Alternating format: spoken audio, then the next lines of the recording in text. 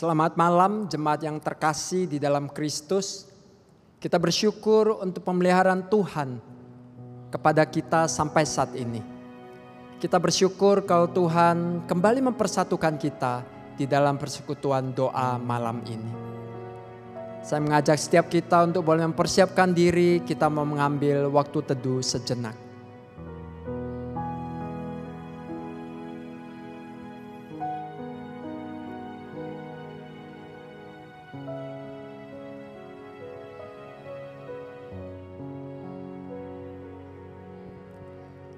Tuhan adalah gembalaku, takkan kekurangan aku.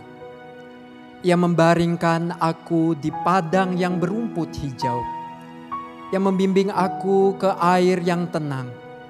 Ia menyegarkan jiwaku, ia menuntun aku di jalan yang benar oleh karena namanya. Sekalipun aku berjalan dalam lembah kekelaman, aku tidak takut bahaya. Sebab engkau besertaku, gadamu dan tongkatmu, itulah yang menghibur aku. Aku mau bersyukur kepadamu di antara bangsa-bangsa ya Tuhan. Dan aku mau bermazmur bagimu di antara suku-suku bangsa. Sebab kasih-Mu besar mengatasi langit dan setiamu sampai ke awan-awan. Mari jemaat sekalian kita bangkit berdiri, kita menyatakan syukur kita kepada Tuhan. Karena Dia telah menggembalakan jiwa kita. Dia telah memeliharakan setiap kita. Mari bersama kita pujikan, terima kasih Yesus, terima kasih.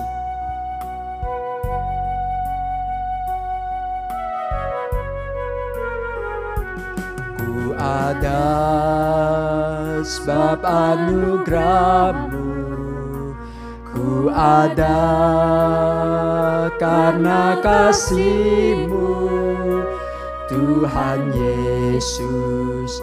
Ku berterima kasih buat kasih rahmat-Mu.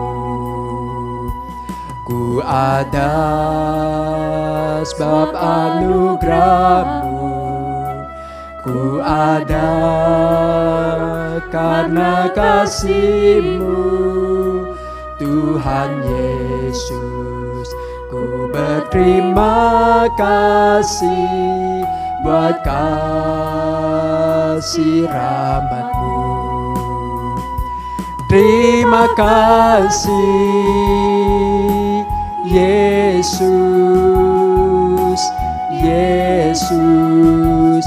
Terima kasih, hanya anugerah-Mu buat hidupku sekarang.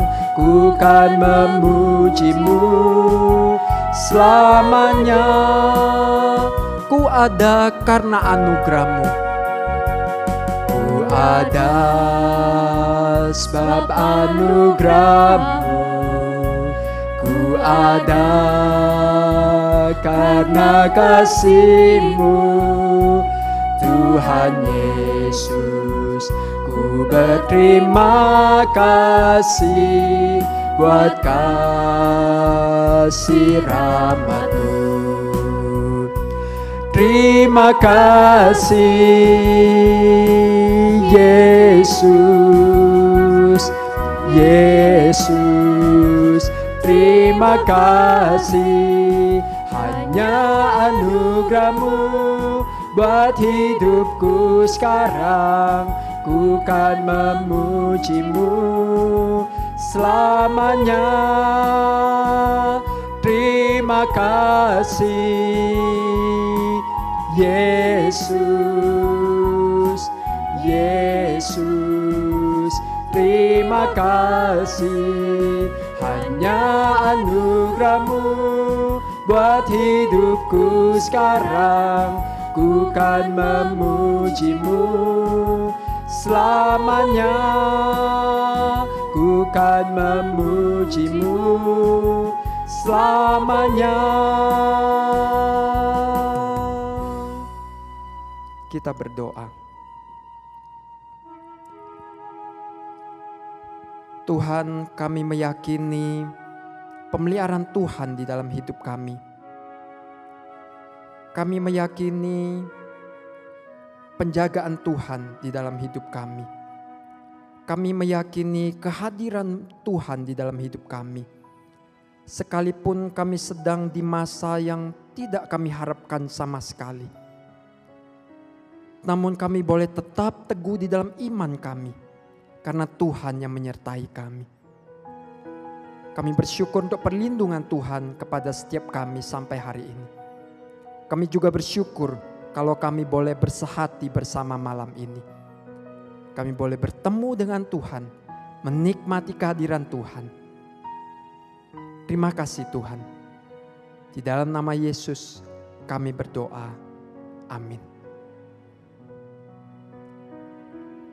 Pada saat Daud dikejar-kejar oleh Saul dan Daud mendapati hidupnya dalam bahaya. Daud berkata, di dalam kesesakan aku berseru kepada Allah. Kepada Allahku aku berseru. Di tengah ketidakpastian kondisi hidup sekarang ini, kita pun mau datang kepada Tuhan.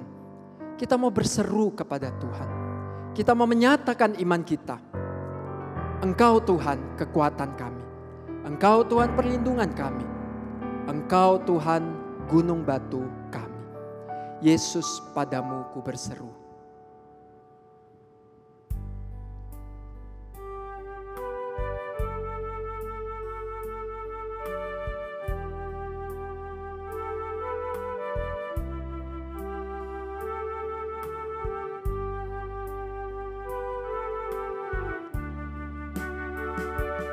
Kau Tuhan, penolong dalam hidupku, ku percaya hanya kepadamu.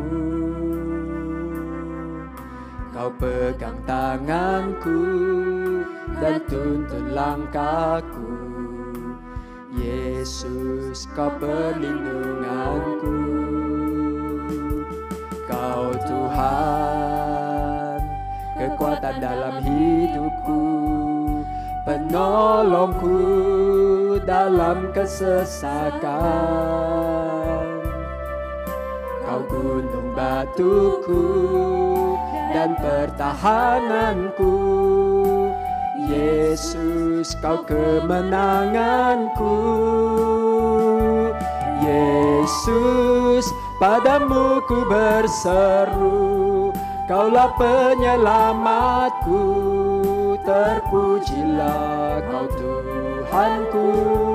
Mulutku memuji namamu, sepanjang umur hidupku. Terpujilah kau Tuhanku, di atas segalanya.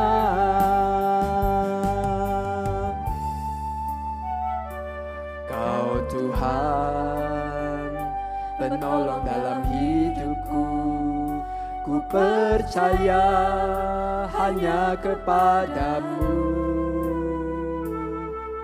Kau pegang tanganku dan tuntun langkahku.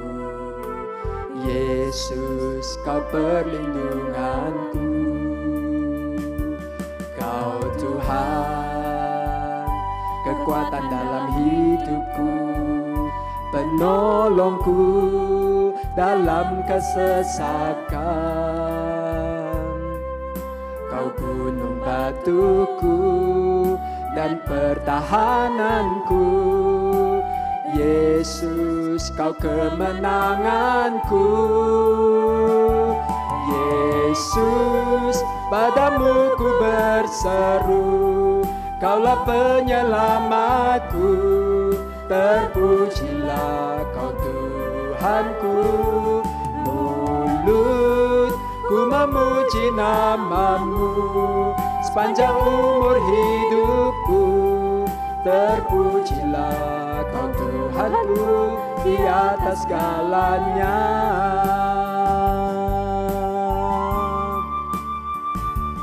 Yesus, padamu ku berseru. Kaulah penyelamatku.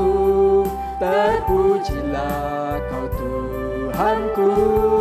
Mulutku memuji nama-Mu sepanjang umur hidupku. Terpujilah Kau Tuhanku di atas segalanya. Mari jemaat sekalian, pada saat ini kita menaikkan beberapa pokok doa. Mari yang pertama kita berdoa untuk pemerintah kita. Kita berdoa agar Tuhan yang memberikan mereka hikmat dan bijaksana untuk menjaga dan mengatur negara kita ini. Segala kebijakan yang diberikan, yang diputuskan, kiranya itu sungguh boleh membawa kebaikan buat bangsa dan negara kita. Kita mohon Tuhan yang jauhkan negara kita dari kerusuhan, dari hal-hal yang lebih buruk. Mohon kasih karunia Tuhan menyertai negara kita ini. Mari kita berdoa untuk pemerintah kita. Tuhan, pada saat ini kami bersahati, kami datang. Kami mau berdoa menyerahkan kepada tangan Tuhan pemerintah kami. Tuhan, kami tahu pemerintah kami berjuang sekuat tenaga, segala apa yang mereka miliki dengan segala daya upaya untuk menjaga kestabilan negara kami.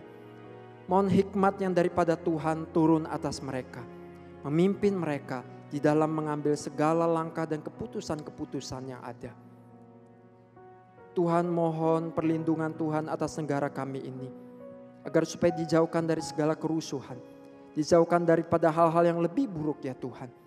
Kami sungguh berdoa juga agar supaya PSBB yang sudah diberlakukan di berbagai daerah, berbagai kota, ini sungguh boleh efektif dan menjadi satu langkah yang tepat untuk mencegah penyebaran COVID-19 ini. Tuhan, pimpinlah negara kami. Berbelas kasihanlah kepada negara kami ini ya Tuhan. Yang kedua, mari kita berdoa untuk pemimpin gereja kita. Para hamba Tuhan, majelis. Dalam memikirkan dan memutuskan langkah dan strategi untuk tetap bisa melayani dan memperhatikan jemaat Gloria di masa sekarang ini.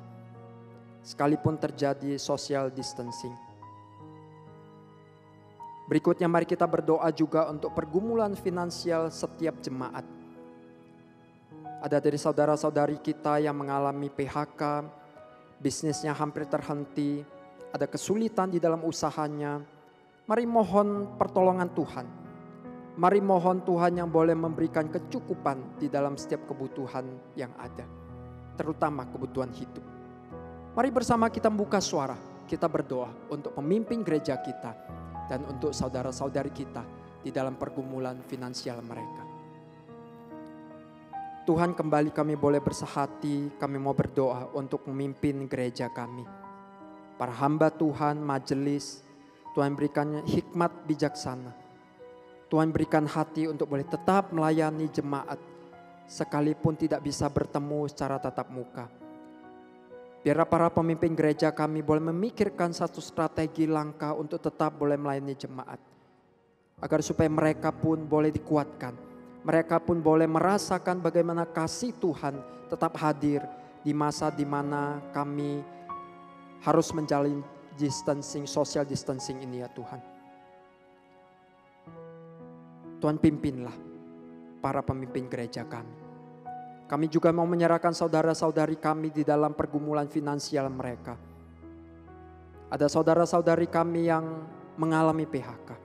Ada yang harus berhenti bekerja dan hanya di rumah. Ada yang mengalami kesulitan di dalam usahanya.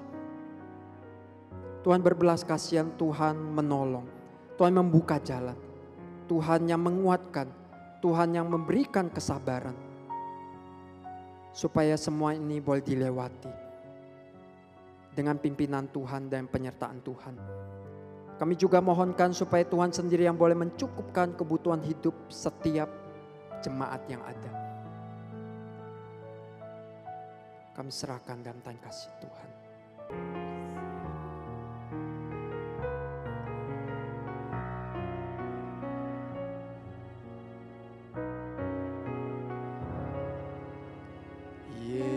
Yesus, padamu ku berseru, Kaulah penyelamatku, Terpujilah Kau Tuhanku, mulutku memuji nama-Mu sepanjang umur hidupku. Terpujilah Kau Tuhanku di atas segalanya.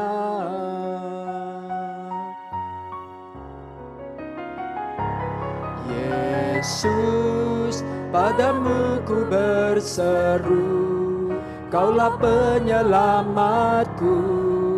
Terpujilah Kau Tuhanku, mulutku memuji nama-Mu sepanjang umur hidupku.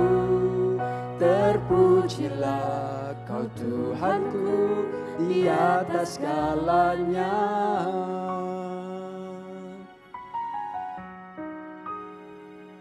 Mari kembali saat ini kita menaikkan pokok doa kita. Mari kita berdoa agar supaya setiap jemaat memiliki kerinduan untuk mencari Tuhan di masa-masa seperti ini. Mari kita berdoa agar supaya setiap jemaat bertekun di dalam relasi pribadi mereka dengan Tuhan. Mari kita juga berdoa untuk relasi setiap jemaat dengan anggota keluarga mereka. Kita berdoa agar supaya masa-masa di mana setiap kita lebih banyak ada di rumah, biarlah ini juga menjadi masa di mana terjadi satu pemulihan relasi di dalam keluarga. Dan juga menjadi masa di mana kita boleh menjalin relasi yang lebih dekat dengan anggota keluarga kita. Buat para orang tua yang mendampingi anak-anaknya untuk menjalani home learning, mari kita berdoa agar supaya Tuhan berikan kekuatan, kasih, dan juga kesabaran. Mari kita berdoa untuk dua hal ini. Tuhan, kami kembali datang, kami boleh bersehati berdoa. Kami mau berdoa untuk relasi setiap jemaat dengan Tuhan. Biarlah masa-masa yang sulit ini, yang penuh dengan pergumulan ini, yang mungkin sering kali membuat kami putus asa dan tidak tahu harus berbuat apa. Tapi biarlah kami tidak lupa untuk mencari Tuhan, untuk senantiasa datang kepada Tuhan, bersujud, berelasi, menjalin relasi yang dekat dengan Tuhan. Tuhan, berikan kami kerinduan untuk membaca dan merenungkan firman Tuhan, untuk boleh mengenal Tuhan lebih dekat lagi. Berikan kami kerinduan untuk boleh berdoa secara pribadi dengan Tuhan. Tuhan, tolong kami untuk terus boleh mencari Tuhan dan boleh mengalami Tuhan. Kami juga mau berdoa untuk relasi kami, setiap jemaat dengan anggota-anggota keluarganya. Di saat kami harus banyak berada di rumah, biarlah ini tidak menjadi waktu di mana kami hanya sibuk dengan urusan kami masing-masing. Tapi biarlah masa-masa seperti ini juga boleh menjadi satu masa di mana terjadinya pemulihan relasi. Jikalau ada relasi yang tidak baik atau yang sudah retak. Biarlah Tuhan dengan kasih-Mu yang kudus dan hangat itu boleh hadir di dalam setiap keluarga. Mengeratkan, menghangatkan kembali kasih di dalam setiap keluarga. Tuhan, tolong kami sebagai orang tua yang terus mendampingi anak-anak kami menjalani home learning. Biarlah Tuhan juga hadir di sana. Tuhan memberikan sukacita, Tuhan memberikan kekuatan, Tuhan memberikan juga kasih dan juga kesabaran. Dan ajari anak-anak juga untuk boleh menyadari kasih-Mu melalui kehadiran orang tua. Anak-anak juga boleh merasakan kehadiran kasih Tuhan di dalam keluarga. Yang terakhir, jemaat sekalian, mari kita berdoa agar supaya kita di masa yang sulit ini, kita tidak lupa untuk menjadi terang dan garam dunia. Kita tidak lupa untuk menjadi berkat, untuk boleh menyaksikan kasih Tuhan kepada orang-orang di sekitar kita. Tuhan yang boleh memakai setiap kita yang sudah percaya, boleh menjadi perpanjangan tangan kasih Tuhan. Mari kita berdoa untuk hal ini. Tuhan, setiap kami yang adalah jemaat Tuhan, kami datang membawa diri kami. Kami rindu di masa di mana semua orang mengalami kesulitan, termasuk kami sendiri. Biarlah kami tidak lupa, agar supaya kami tetap boleh menjalankan peran kami sebagai terang dan garam dunia. Kami boleh menjadi saksi Tuhan. kami boleh menjadi perpanjangan tangan kasih Tuhan dimanapun kami berada. Melalui perbuatan-perbuatan kasih di dalam keseharian kami. Biarlah di sana kami boleh hadir sebagai bukti kehadiran Tuhan bagi sesama kami yang membutuhkan. Tuhan, kami percaya Tuhan yang akan menyertai kehidupan kami di masa-masa sulit seperti ini. Tuhan akan menjaga kami, memelihara kami, melewati semua ini dengan kasih karunia yang daripada Tuhan. Terima kasih Tuhan, kami serahkan doa dan permohonan kami ke dalam satu nama, yaitu nama Yesus. Amin. Jemaat yang terkasih, malam ini Tuhan tidak hanya hadir di tengah kita, namun Tuhan dengan kasih karunia-Nya berkenan menyatakan dirinya melalui firman-Nya. Firman-Nya kita meyakini akan menguatkan, menghibur, dan meneguhkan iman setiap kita. Tuhan mau kita percaya penuh kepada firman-Nya, dan kita boleh taat penuh kepada firman-Nya. Mari saat ini kita mempersiapkan hati kita. Kita mau katakan, aku mau percaya, aku mau taat.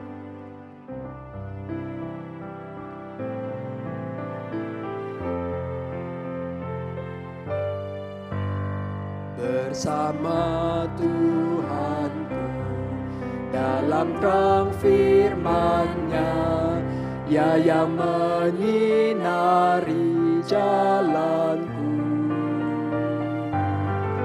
Ku turut perintah-Nya, Ia tinggal dalamku, beserta umat-Nya yang patuh.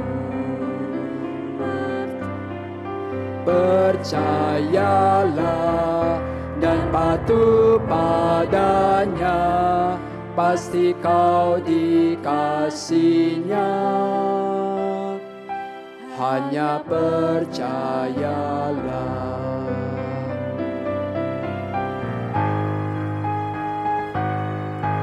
Hilang awan gelap, lenyap bayang maut, saat tampak wajah Tuhanku. Hilanglah bimbangku, lenyap air mataku, percaya dan patuh padanya. Percayalah dan patuh padanya, pasti kau dikasihinya.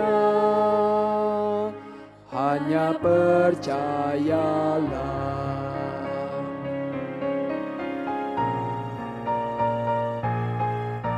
Tiada beban berat, tiada kesusahan, penderitaanku ya peduli.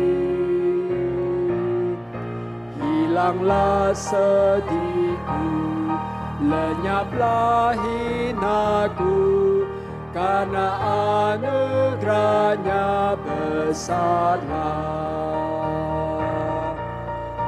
Percayalah dan patuh padanya, pasti kau dikasihinya. Hanya percayalah. Hanya percayalah. Hanya percayalah.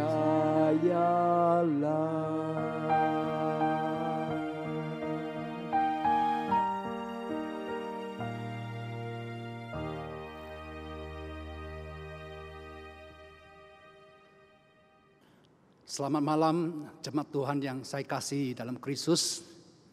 Bagaimana kabarnya? Saya yakin Tuhan kita adalah penjaga, adalah gembala kita yang baik. Maka Dia akan melindungi saudara dan melindungi saya, semua dalam keadaan baik. Malam ini saya ingin membawakan firman Tuhan dengan tema di tengah ketidakpastian ada kepastian. Untuk itu sebelum kita membaca Alkitab, kita akan menundukkan kepala dan berdoa.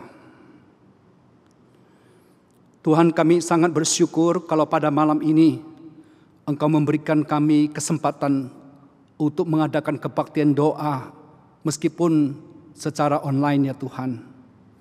Kami percaya dimanapun kami berkumpul di dalam nama-Mu, Engkau hadir di tengah-tengah kami. Kami juga mohon ya Tuhan, untuk semua doa yang sudah kami naikkan, Tuhan kiranya mendengar dan menjawabnya. Kami mendoakan Indonesia ini yang saat ini sedang memerangi virus corona, yang berusaha memutuskan penularan virus ini. Tuhan tolonglah supaya ini semua bisa membawa hasil yang baik.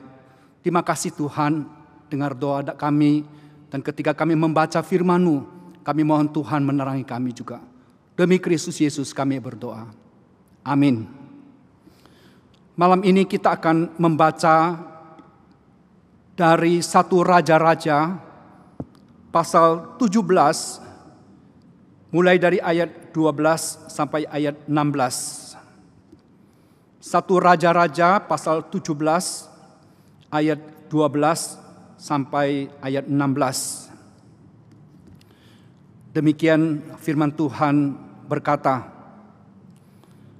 perempuan itu menjawab, demi Tuhan Allahmu yang hidup, sesungguhnya tidak ada roti padaku sedikit pun, kecuali segenggam tepung dalam tempayan dan sedikit minyak dalam buli-buli. Dan sekarang aku sedang mengumpulkan 2-3 potong kayu api, kemudian aku mau pulang dan mengolahnya bagiku dan bagi anakku. Dan setelah kami memakannya, maka kami akan mati. Tetapi Elia berkata kepadanya, janganlah takut, pulanglah, buatlah seperti yang kau katakan. Tetapi buatlah lebih dahulu bagiku sepotong roti bundar kecil daripadanya, dan bawalah kepadaku. Kemudian barulah kau buat bagimu dan bagi anakmu. Sebab beginilah firman Tuhan Allah Israel, tepung dalam tempayan itu tidak akan habis, dan minyak dalam buli-buli itu pun tidak akan berkurang, sampai pada waktu Tuhan memberi hujan ke atas bumi. Lalu pergilah perempuan itu dan berbuat seperti yang dikatakan Elia. Maka perempuan itu dan dia serta anak perempuan itu mendapat makan beberapa waktu lamanya. Tepung dalam tempayan tidak habis, dan minyak dalam buli-buli itu tidak berkurang, seperti firman Tuhan yang diucapkannya dalam perantaraan Elia. Sampai sejauh ini pembacaan firman Tuhan.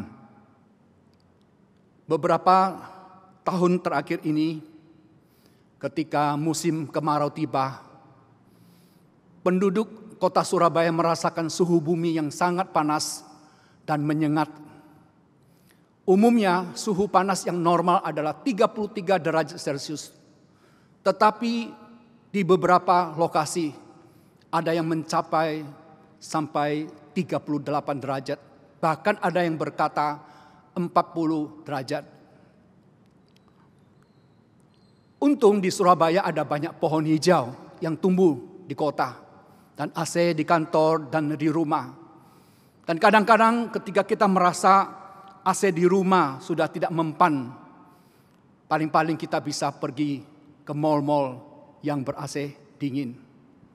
Seperti di dekat rumah saya ada Galaxy Mall 1-3 dan juga plaza-plaza yang lain. Saudara-saudara, di dalam pengamatan saya demikian. Sepanas-panasnya kota Surabaya, bila dibandingkan dengan kota Sarfat di wilayah Sidon, rasanya tidak ada apa-apanya. Di kota ini hawanya sangat panas, berdebu, tanahnya gersang, tidak ada pohon hijau yang tumbuh. Mengapa? Padahal menurut catatan sejarah, kota Sarfat di wilayah Sidon merupakan salah satu wilayah pusat penyembahan Baal. Kita ingat Ratu Isabel, saudara, juga berasal dari Sidon. Kenapa mereka mengalami musim kemarau yang panjang. Saudara-saudara, bukankah daerah Sidon itu menyembah dewa Baal? Bukankah dewa Baal dipercaya sebagai dewa kesuburan, dewa yang menurunkan hujan? Tapi pada waktu itu dewa Baal tidak bisa berbuat apa-apa. Nah, rupanya kota Sarfat di wilayah Sidon, saudara, tidak luput dari hukuman Tuhan yang diucapkan Nabi Elia kepada Raja Ahab, yang berkata demikian, "Demi Tuhan yang hidup, Allah Israel yang kulayani, sesungguhnya tidak akan ada embun atau hujan pada tahun-tahun ini, kecuali kalau kukatakan." Kalau kita membaca Yakobus pasal 5, saudara, disebutkan tahun-tahun ini panjangnya adalah 3,5 tahun. Jadi ada kemungkinan kota Sarfat itu sudah tidak turun hujan 2 atau 3 tahun, saudara. Bapak Ibu sekalian, saat ini dunia sedang dilanda bencana COVID-19, saudara. Mengapa ada COVID-19? Ada yang mengatakan itu adalah satu fenomena alam. Karena setiap 100 tahun sekali ada siklus wabah. Meskipun waktunya itu tidak tepat 100 tahun. Tetapi kalau dihitung itu 100 tahun. Misalnya wabah Marseille, saudara, itu terjadi pada tahun 1720. Merupakan pandemik pes dari Prancis yang menewaskan 100.000 orang. Lalu yang kedua wabah kolera dari tahun 1817 sampai 1823. Pandemik kolera dari Kalkuta menewaskan 100.000 jiwa manusia. Lalu yang ketiga adalah flu Spanyol yang terjadi pada tahun 1918 sampai 1920. Pandemik flu ini menewaskan 20 sampai 50 juta manusia. Dan yang keempat, yang sekarang kita sedang hadapi, virus corona, saudara. Pandemik virus corona ini berbahaya karena menyerang pernafasan manusia. Dan sampai hari ini tercatat ada 100.000 jiwa yang melayang. Saudara-saudara, kalau kita membandingkan korban jiwa virus corona dengan flu Spanyol, rasanya tidak ada apa-apanya. Tetapi kita jangan terlalu cepat mengambil kesimpulan dulu. Karena pandemik ini masih berjalan. Dan juga kalau kita melihat dampak yang ditimbulkan pandemik virus corona ini bukan main hebatnya. Saudara-saudara, kota-kota di dunia ini, ya, seperti kota New York yang mendapatkan gelar kota yang tidak pernah tidur, yang terpadat, kini sepi akibat corona, saudara.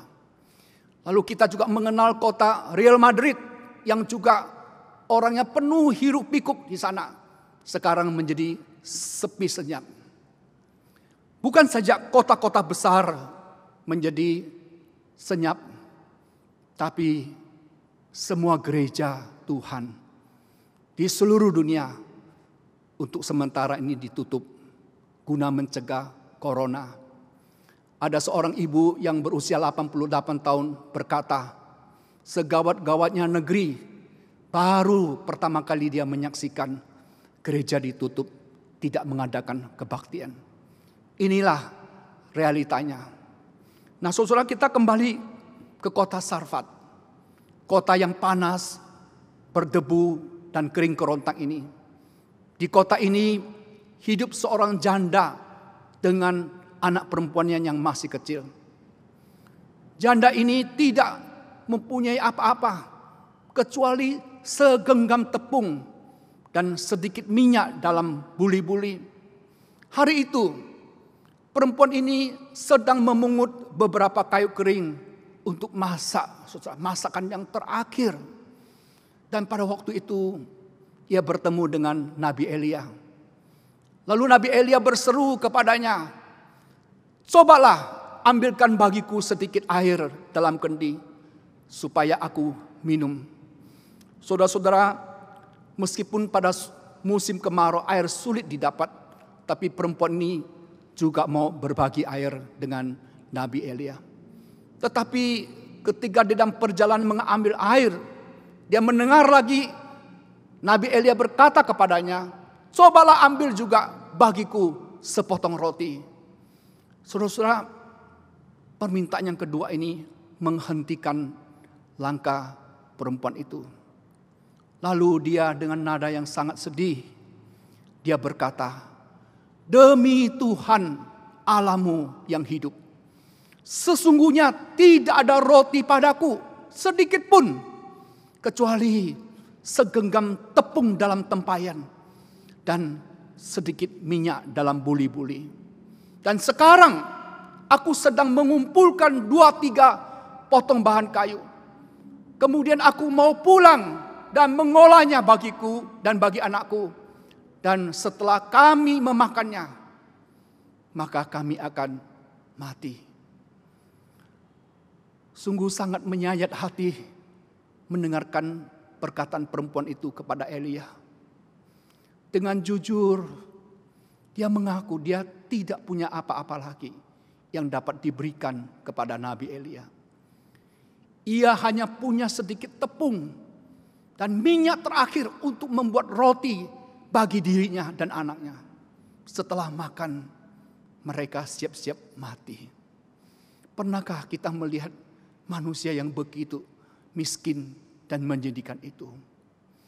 Saudara-saudara, perempuan ini menceritakan tentang masa depannya yang suram, masa depannya yang tidak pasti.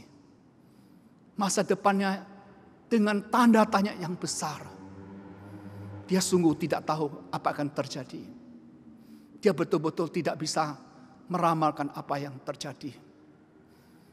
Saudaraku yang terkasih, pada masa kini virus corona mendatangkan rasa takut dan kepastian akan masa depan yang tidak bisa kita yakini.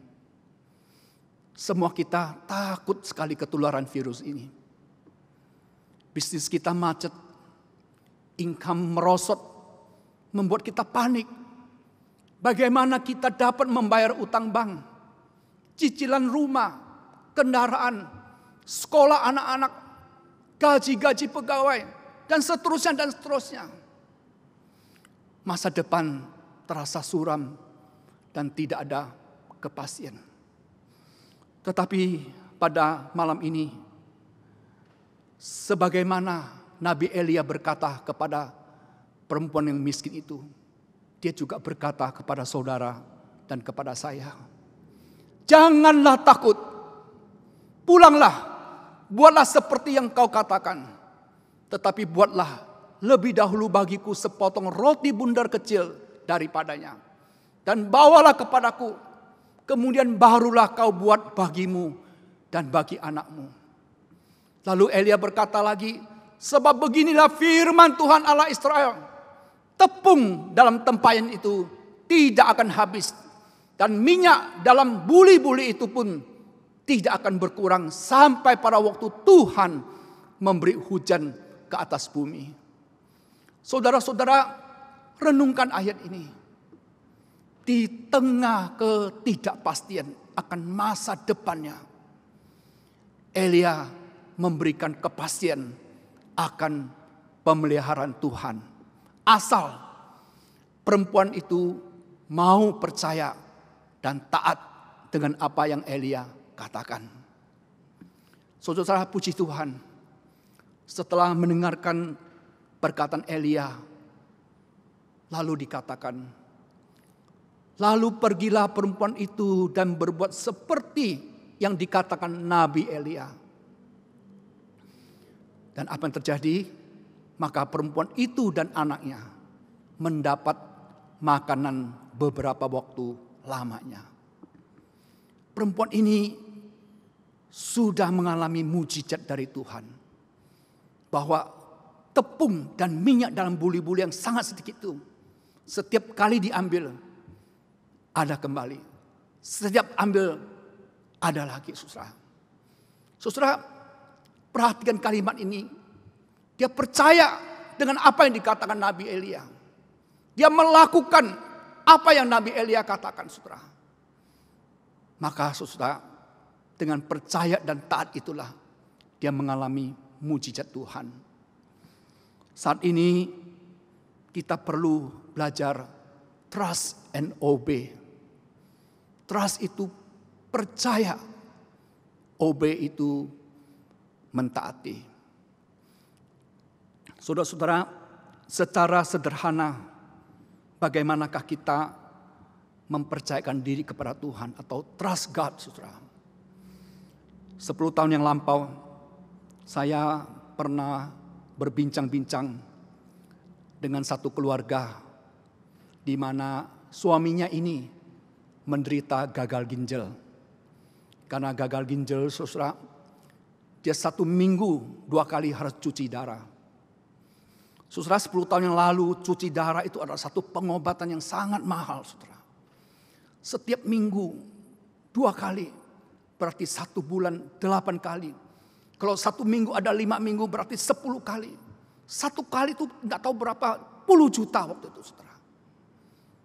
Lalu saya tanya sama keluarga ini, bagaimana kalian menyediakan uang sebanyak ini, sedangkan usaha kalian biasa-biasa saja.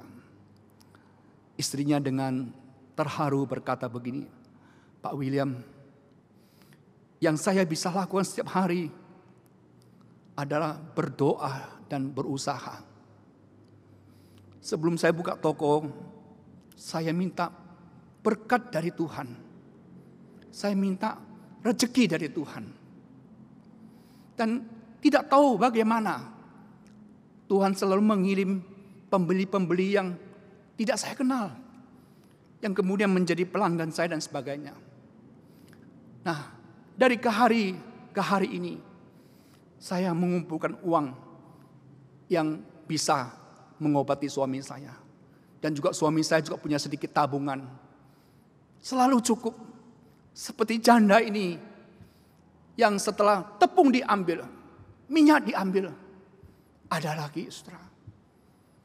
Saudara-saudara, bisakah engkau trust God? Bisakah engkau percayakan Tuhan? Kalau engkau percaya, engkau akan mengalami mujizat Tuhan. Lalu yang kedua, obey. Obey itu bentuk nyatanya bagaimana? Saudara-saudara, kadang kita membaca Alkitab, kita merasakan ada satu ayat yang sangat mendesak kita untuk berbuat sesuatu. Apakah untuk orang di sebelah kiri, kanan kita, di mana, saudara? Ketika kita melihat satu kesulitan orang, ada satu desakan dari dalam untuk berbuat sesuatu.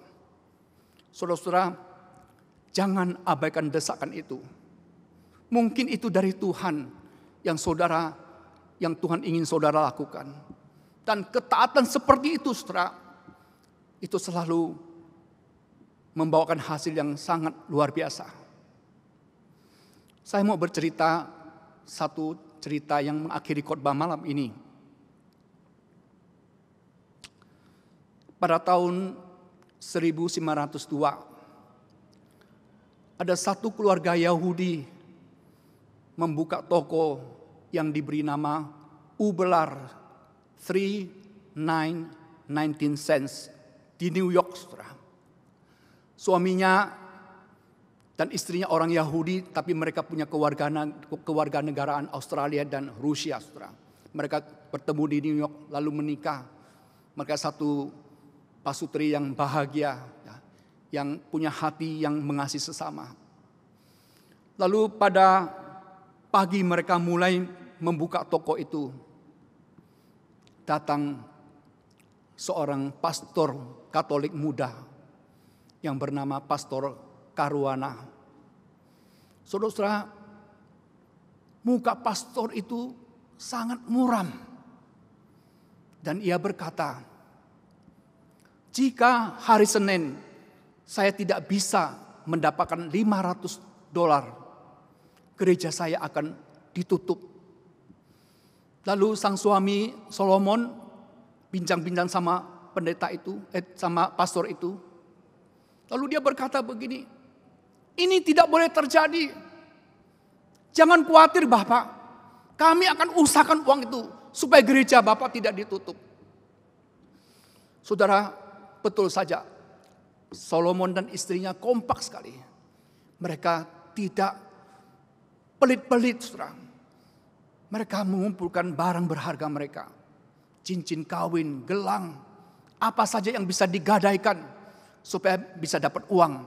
Kemudian Solomon ini menelpon familinya, menelpon kenalannya, apakah bisa pinjam lagi uang dari mereka. Setelah dikumpulkan, saudara, genap $500 US. Lalu sebelum Senin, saudara, Solomon cepat-cepat menyerahkan uang itu kepada pastor Karuana. Dan dengan terharu, saudara, dia menerima pinjaman itu. Dan saudara tahu, setiap Senin berikutnya, dia adalah tamu pertama yang berkunjung ke toko pasutri Yahudi ini. Dan dia mulai mencicil utangnya, hasil kolekte jemaat.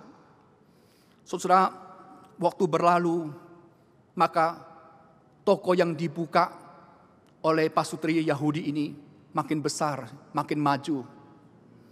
Sehingga toko Ublar 19 cents ini diganti menjadi toko serba ada Ublar. Saudara, gereja yang dikembalakan oleh pastor Karuana juga mengalami kemajuan. Jemaatnya semakin banyak. Akhirnya saudara, mereka berhasil membangun satu gereja yang besar yang disebut dengan Santa Lucia. Tetapi sayang sekali, persahabatan Solomon dengan pastor muda itu harus berakhir pada tahun 1919 karena pastor Karuana ini dipanggil pulang ke Roma. Waktu itu mereka sedih sekali berpisah karena meskipun mereka bukan saudara kandung, tapi mereka menganggap diri adalah saudara kandung. Dan beberapa tahun kemudian Bapak Solomon juga meninggal dunia. Nah, saudara, pada tahun 1939 pecah Perang Dunia Kedua. Hitler berhasil menaklukkan Austria. Dan kesulitan besar sudah terbayang-bayang, saudara. Saudara, tentara Hitler setiap saat bisa memasukkan mereka ke dalam ke dalam kem-kem konsentrasi. Dan maut sedang menanti mereka. Itulah sebabnya ke-24 anggota keluarga ini menulis surat kepada istri Solomon yang bernama Esther. Mereka bertanya, apakah mereka bisa imigran ke Amerika? Saudara, Esther menjawab, karena polisi pemerintah tidak bisa. Yang kamu bisa lakukan adalah, saudara, you harus pergi ke negara lain dulu. Dan sesuai juga nasihat dari pejabat Departemen Perburuan di Washington, pergi dulu ke negara tetangga Amerika. Lalu dipikir-pikir, mereka pergi ke Kuba, saudara ya. Tapi untuk ke Kuba itu tidak gampang, saudara. Karena kalau mereka mau Kuba harus ada orang kuat yang bisa mensponsori, yang bisa menjamin akan keberlangsungan hidup mereka di sana. Lalu Esther berpikir, ya, Kuba kan negara Katolik ya. Dan di sana ada satu gereja bernama Santa Lucia. Saya coba-coba akan tulis surat ke majelis di sana. Mau tanya, apakah mereka mengenal seorang pastor yang bernama Karuana, saudara? Siapa tahu mereka kenal, saudara. Bapak Ibu sekalian, berapa minggu kemudian Esther mendapat satu surat dari seorang pastor. Dan pastor itu adalah pastor Karuana. Tapi sekarang jabatannya sudah naik. Dia menjadi bishop kepala gereja itu, saudara. Nah, saudara, Esther menceritakan kesulitannya kepada pastor Karuana. Dan pastor Karuana pada waktu itu segera memberikan satu jaminan bahwa ke-24 anggota boleh keluar dari tempat di mana mereka tinggal dan datang ke Kuba. Karena dia orang penting, saudara, rekomendasinya diperhatikan. Maka tibalah ke-24 anggota keluarga itu. Saudara, Pastor Caruana memberikan mereka tempat tinggal, memberikan makanan, memberikan pakaian selama 6 bulan. Lalu setelah 6 bulan, ke-24 anggota keluarga itu akhirnya bisa masuk ke Amerika. Saudara-saudara, coba pada hari itu ketika pastor muda Katolik ini datang ke toko pasutri muda Yahudi ini. Lalu cerita dia kesulitan keuangan. Saudara, paling gampang mereka berkata, oh sorry ya kami baru buka toko, sorry ya kami tidak punya uang dan sebagainya. Saudara, saudara, pada hari itu kita tidak dapat membaca cerita yang sangat indah ini. Saudara-saudara, setiap perbuatan baik yang kita tabur satu hari akan berbuah pada waktunya. Pada zaman seperti sekarang ini, saudara-saudara, Tuhan ingin kita tengok kiri, tengok kanan, lihat depan. Adakah orang yang membutuhkan uluran tangan kita? Saya tidak punya banyak masker, saudara. Tapi kalau saya jalan, saya lihat tukang parkir atau orang yang antar makanan ya melalui Gojek atau apa, saudara. Mereka tidak pakai masker. Lalu saya tanya, kamu kok tidak pakai masker? Dia bilang, saya tidak ada. Saya bilang, tunggu. Saya lari ke dalam, ambil satu masker kertas itu, kasihkan dia. Waktu dia terima, dia lihat saya. Dia tersenyum, terima kasih Pak. Tukang parkir, kadang-kadang kita kasih uang lebih sama dia. Kadang-kadang kita kasih makanan, kita kasih masker, saudara. Oh, mereka senangnya bukan main. Tuhan tidak pernah melupakan anak-anaknya yang berbuat baik. Di tengah masa ketidakpastian ini, janganlah kita hanya memikirkan diri kita. Bagaimana kita menimbun makanan yang lebih banyak, membeli itu lebih banyak, atau bagaimana? Tengok ke kiri, tengok ke kanan. Mungkin ada orang yang bisa kita tolong. Dan itulah perbuatan yang memuliakan Tuhan. Jangan takut. Seperti Elia katakan, Tuhan Israel yang hidup akan memeliharamu, akan menjagamu. Amin. Mari kita berdoa.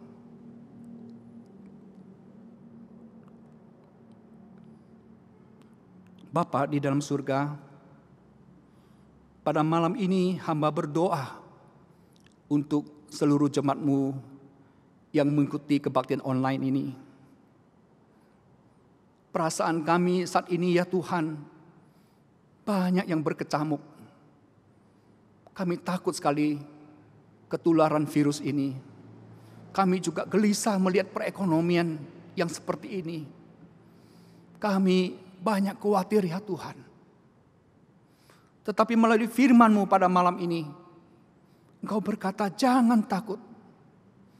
Karena Allah yang Engkau sembah adalah Allah yang hidup. Dia akan memeliharamu dan menjagamu. Terima kasih Tuhan. Bahwa di tengah ketidakpastian, kami bisa mendapatkan kepastian melalui firman-Mu ini. Terpujilah Engkau Bapa. Dengarkan seru doa kami. Demi nama Tuhan Yesus kami berdoa. Amin. Jemaat, mari kita bangkit berdiri. Kita akan menerima berkat dari Tuhan.